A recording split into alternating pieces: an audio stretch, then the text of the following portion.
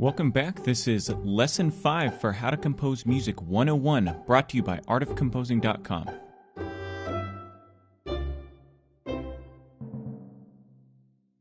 In today's lesson, we're going to be learning all about functional harmony. Specifically, in today's lesson, you're going to learn how to write your own chord progressions, how to prolong a harmony without making it boring or repetitive, and how to reharmonize your melody using different chords. If you remember from the basic harmony lesson, we went over scales and chords. To recap, there are basically two types of scales that we're concerned with, major and minor. The major scale is pretty straightforward. It has 7 notes, with the 8th note being the octave. The scale is a mix of whole steps and half steps, and it sounds like this.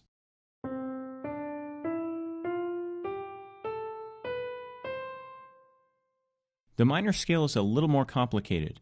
It has one main characteristic, which is the minor third scale degree. But the minor scale comes in 3 different flavors. These are natural minor, melodic minor, and harmonic minor.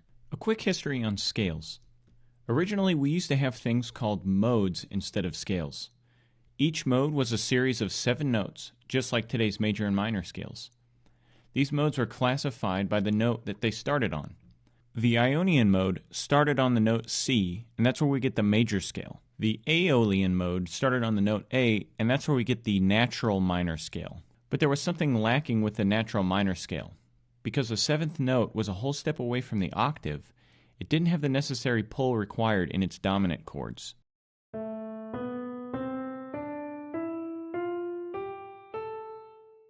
So at some point, composers started raising the 7th 1/2 step.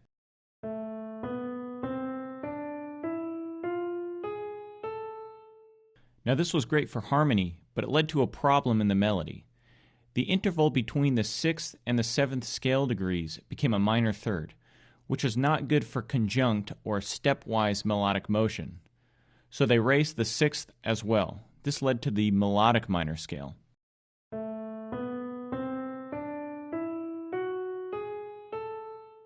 The main differences then with these scales is how they treat the 6th and 7th scale degrees. The melodic minor has both raised 6th and 7th scale degrees.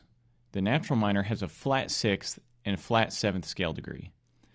The melodic minor tends to be used in melody when it is ascending through the 6th and 7th scale degrees, and the natural minor tends to be used when the melody is descending.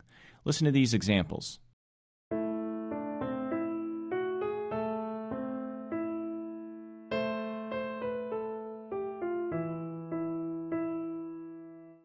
But the scale we are primarily concerned with right now is the harmonic minor scale. It has the lowered 6th scale degree and the raised 7th scale degree. All of these notes also have chords built off of them using thirds to create triads and 7th chords. I won't go too much into depth about those because we've already covered triads, 7ths, and their inversions in previous lessons. So let's get on to the good stuff. Let me introduce you to functional harmony. Functional harmony was pioneered by a theorist named Hugo Riemann in the late 1800s.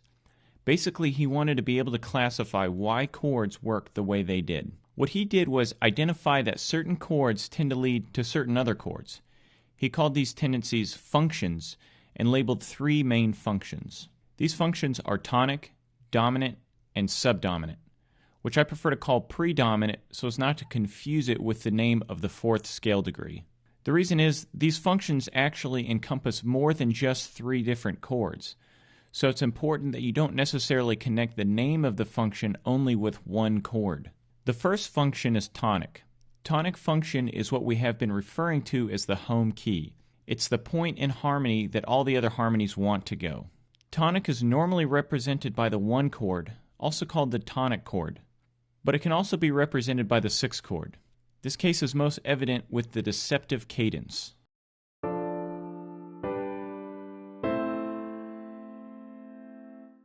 The next function is dominant. Dominant is kind of like the antagonist to the tonic. The dominant function is normally fulfilled by the 5 chord or the 5/7 chord, but it can also be fulfilled by the 7 chord in first inversion or the 7 diminished 7th chord. The main thing about dominant function is it must resolve to tonic harmony. You may see dominant type chords in non-functional positions, like in sequential progressions, which we're going to talk about in the next lesson. But these aren't necessarily dominant functional chords. The main goal of the dominant function is to confirm the tonic key. It does this with the raised leading tone. Remember, in the harmonic minor, we raised the seventh note. This is what gives us sufficient pull to confirm the tonic. The last function is predominant. The purpose of the predominant function is to lead to the dominant. Predominant is normally fulfilled by the 4 chord, the 2 chord, or the 2/6 chord, or by other chords known as applied dominants. An applied dominant is basically the dominant of a chord other than tonic. It is a type of chromatic harmony, which I'll be talking about in the next lesson. So let's talk about how these functions are used. It should be obvious that as a general scheme, you have the tonic function, which moves to the predominant function, and then that moves to the dominant function, which then leads back again to the tonic function. This is actually a very common type of progression, and although it can be used by itself, there's a lot more options to the composer. A great tool for using functional harmony is in a book called A Geometry of Music by Dmitry Timashko. This chart makes it really easy to come up with your own chord progressions. There are basically a few rules for the chart.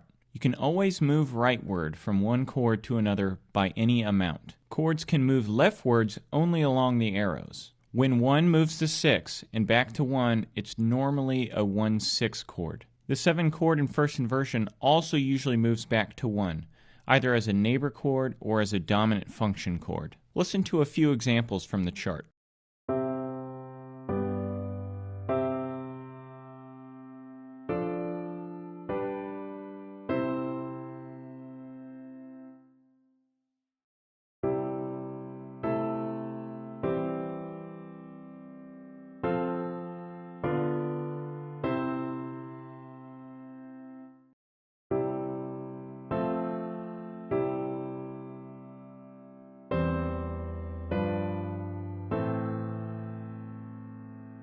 The best part about the chart is that it works pretty much the same way in minor.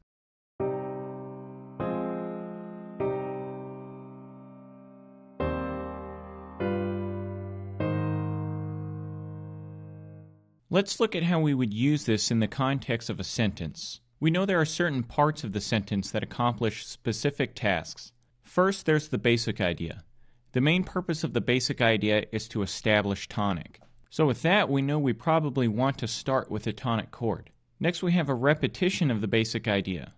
This repetition's goal was to prolong the tonic.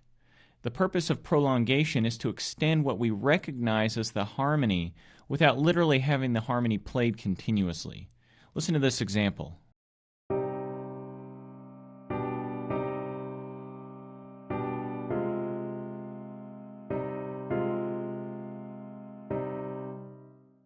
Basically, you can recognize prolongation because it moves back to the original harmony it started from. What this means for us is that you can use pretty much any harmony there as long as it fits the rules of the chart and it sounds good. Finally, we know that we'll have a cadential function at the end of the sentence. Let's say this one ends in an authentic cadence. With an authentic cadence, the goal is to get back to tonic. So we'll want to backtrack and fill in a dominant function chord and then a predominant function chord as well. We'll put in the 5/7 chord and the 2/6 chord.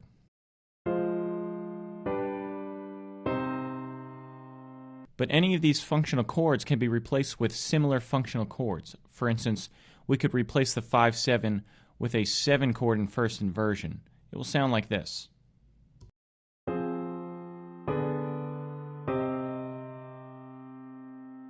You may have already picked up on this, but the key to the functional chords being interchangeable is the fact that they share common tones. Tonic shares C and E with the submedian. Dominant shares the leading tone and sometimes the 4th scale degree with the 7 chord. And predominant chords are built mostly around the 4th scale degree and also share the 6th. At this point, print out the functional harmony worksheet and come up with a few different chord progressions of your own. Use them to create a sentence and a period. Try out using your basic ideas from earlier lessons.